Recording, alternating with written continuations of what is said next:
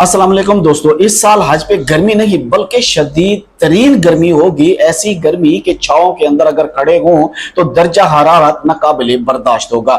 पिछले साल हमने और आपने जो देखा और जितने 100 लोगों की जान हमने हज में गंवाई, सब के सब गर्मी की वजह से थी और इस साल उससे भी ज्यादा शदीद वार्निंग आ चुकी है। सऊदी इदारों के तर्जुमान क्या बात कर रहे हैं, किस तरह दर्जा हरारत बढ़ेगा और सै में भी क्या सूरत हाल होगी, उसके मुतालिक बात करते हैं। आपके कोई भी अजीज़ो अकारिब अगर इस टाइम हज पर हैं तो खुदा के वास्ते उनको अपने तरीके से समझा दीजिए।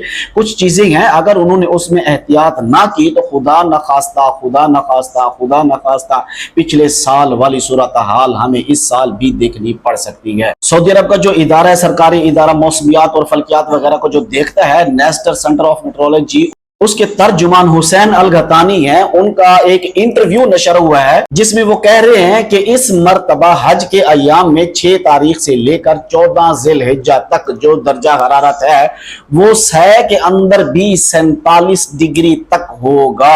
ये मतलब ये होगा कि अगर कोई बंदा सै में खड़ा है ना तो सै में यूं लगेगा जैसे कोई साइड पे एक तरफ कोई भट्टी जल रही हो, तंदूर जल रहा हो कोई बड़ा, और वहां से एक गर्म हवा या एक शोले से हवा निकल के उसके ऊपर डाल रहा है। ये सै के अंदर भी नाकाबिले बर्दाश्त होने वाली गर्मी है और अगर कोई धूप में आएगा तो उसके साथ क्या होगा, उसे अपनी जान के लाले पड़ जाएंगे। याद रखिए कि सबसे ज्यादा अहम दिन होगा यौम अरफा का, अरफात के अंदर पहुंचना। इसमें अगर कोई इल्लीगल तरीके से दाखिल होने की कोशिश करेगा तो जहरी बात है वो सारे धूप वाले रास्ते हैं, चोरी चकारी घुसने वाले रास्ते हैं, तो उसमें बंदे की बर्दाश्त जवाब दे जाएगी और नतीजा क्या होता है, मौत। उसके बाद अगर कोई बंदा अरफात पैदल जाने की सोच रहा है या सोचता है कि अरफात की तरफ मैं पैदल जाता हूं, बसों के ऊपर नहीं जाता, तो वो बहुत लंबा रास्ता है। तो इस साल खुदा के वास्ते ऐसी गलती मत कीजिएगा।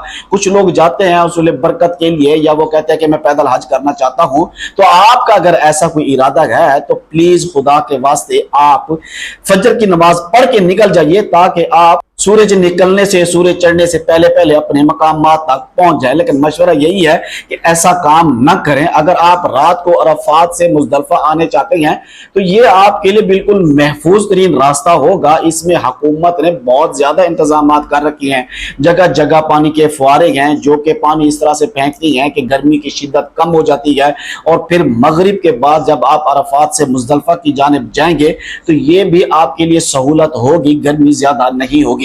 लेकिन इसके बाद फिर और आगे 3 दिन जो सबसे ज्यादा अहम हैं, जिसमें आपने रमी करनी होती है, शैतान को कंकर मारती हैं, तो ये वो टाइम है जब ज्यादातर लोग इस हादसे का शिकार हो सकते हैं।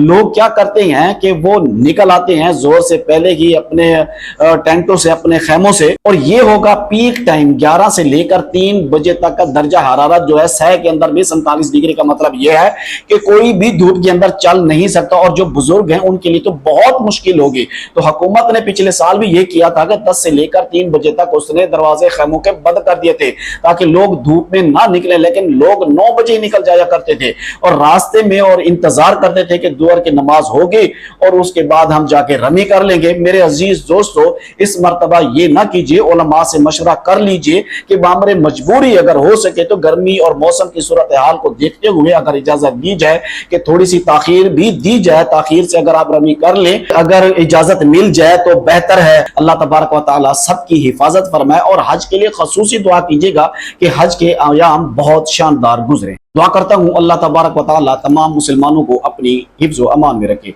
मुझे दीजिए इजाजत, अल्लाह हाफिज।